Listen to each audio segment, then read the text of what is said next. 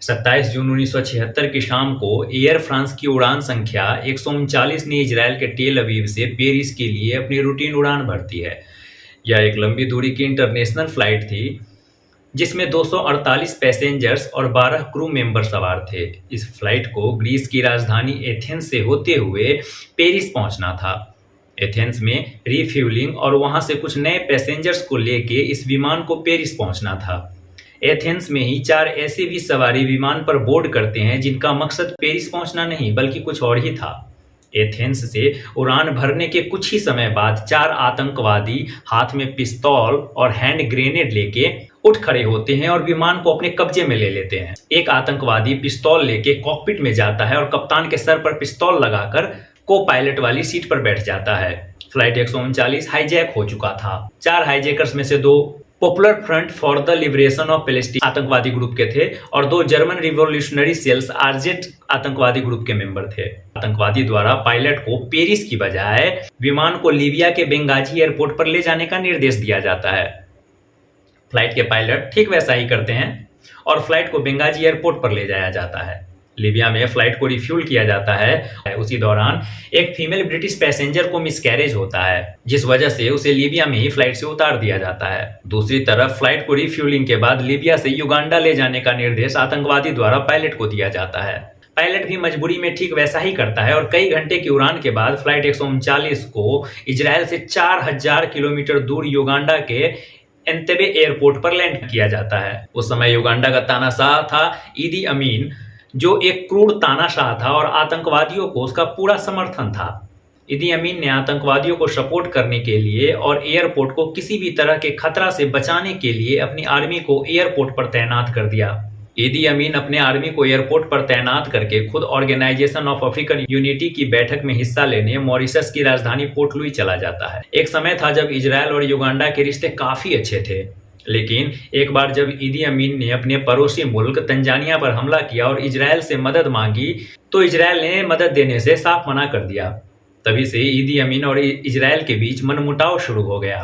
Tanzania से लड़ाई में इजरायल की मदद न मिलने के बाद ईदी अमीन ने लीबिया के शासक गद्दाफी से मदद मांगी। गद्दाफी इजरायल का दुश्मन था और उसने ईदी अमीन को हथियार सप्लाई किए।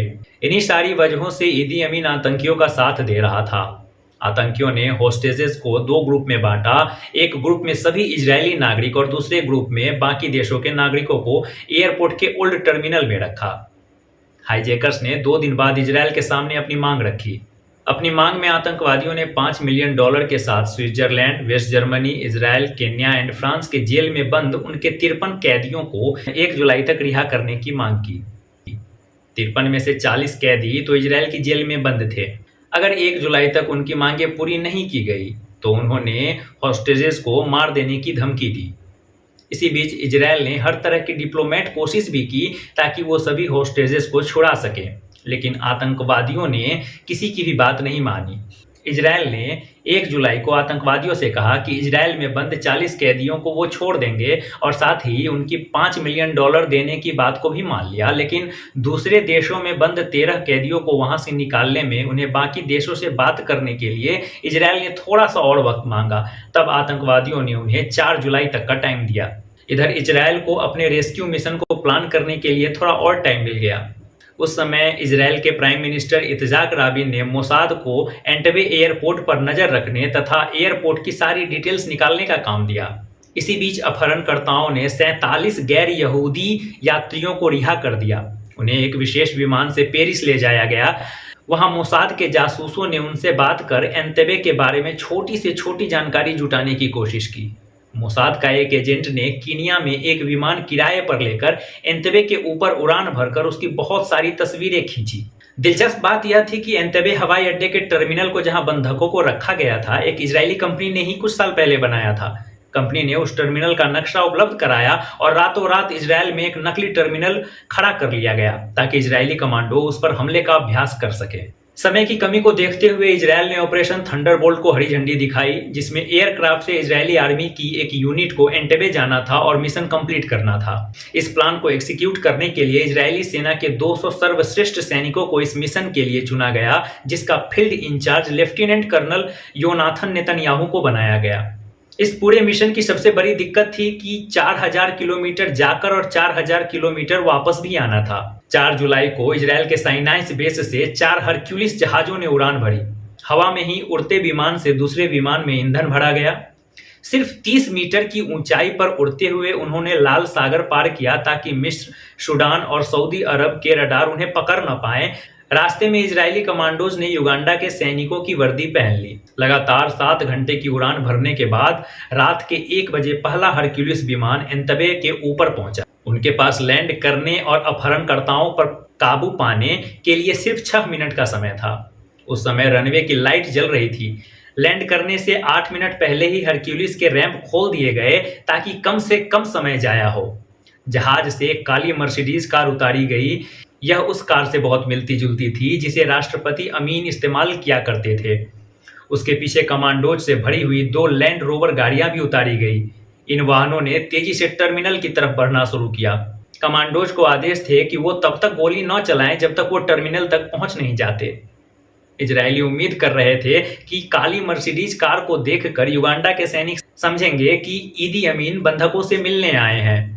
लेकिन इजरायलियों को पता नहीं था कि कुछ ही दिन पहले ही ईदी अमीन ने अपनी कार बदल दी थी और अब वो काली मर्सिडीज की जगह सफेद मर्सिडीज का इस्तेमाल कर रहा था। युगांडा के कुछ सैनिकों को शक हुआ और उन्होंने अपनी राइफल निकाल ली। इजरायली कमांडोज ने उन्हें साइलेंसर लगी बंदूकों से वही शॉट कर दिया। गोली चलते ही कमांडर ने आदेश दिया कि वाहनों से उतरकर पैदल ही उस टर्मिनल के भवन पर धावा बोल दिया जाए जहां यात्रियों को रखा गया था। कमांडोज ने बुलहॉर्न के जरिए बंधकों से अंग्रेजी और हिब्रू में कहा कि वो इजरायली सैनिक हैं और उन्हें बचाने के लिए आए हैं। उन्होंने यात्रियों से फौरन लेट जाने के लिए कहा। उन्होंने यात्रियों से हिब्रू में पूछा कि अपहरणकर्ता कहाँ है। यात्रियों ने मुख्य हॉल में खुलने वाले दरवाजे की तरफ इशारा किया। कमांडोज हैंड ग्रेनेड फेंकते हुए हॉल में घुसे। इजरायली कमांडोज को देखते ही अपहरणकर्ताओं ने गोलियां चलाना शुरू कर दिया। दोनों तरफ से ताबड़तोड़ गोलियां चल रही थी। माता पिता अपने बच्चों को बचाने के लिए उनके ऊपर लेट गए। 3 हॉस्टेजेस को भी गोलियां लगी। इस बीच 2 और इजरायली विमान वहां उतर चुके थे। उनमें भी इजरायली सैनिक थे। चौथा विमान पूरी तरह से खाली था ताकि उसमें बचाए गए बंधकों को ले जाया जा सके। एंतेबे पर उतरने के 20 मिनटों के भीतर ही बंधकों को लैंड रोवर्स में भरकर खाली विमान में पहुंचाया जाने लगा। इस बीच युगांडाई सैनिकों ने गोलियां चलाना शुरू कर दी थी और पूरे हवाई अड्डे की बत्ती गुल कर दी गई थी।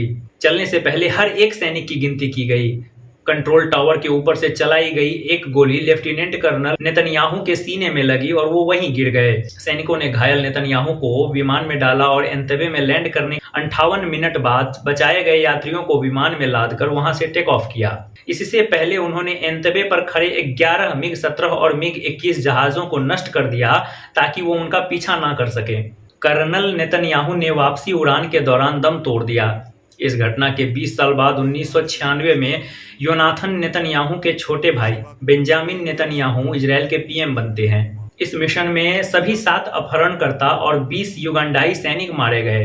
एक इजरायली हॉस्टेज डोरा ब्लॉक को वापस नहीं लाया जा सका क्योंकि वो हमले के समय कंपाला के मुलागो अस्पताल में थी, जिसकी जानकारी इजरायली सेना को नहीं थी।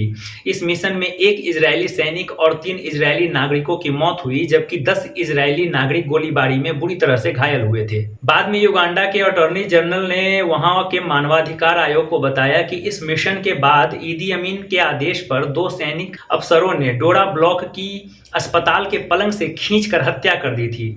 4 जुलाई की सुबह बचाए गए 102 यात्री और इजरायली कमांडोज नैरोबी होते हुए तेल अवीव पहुंचे।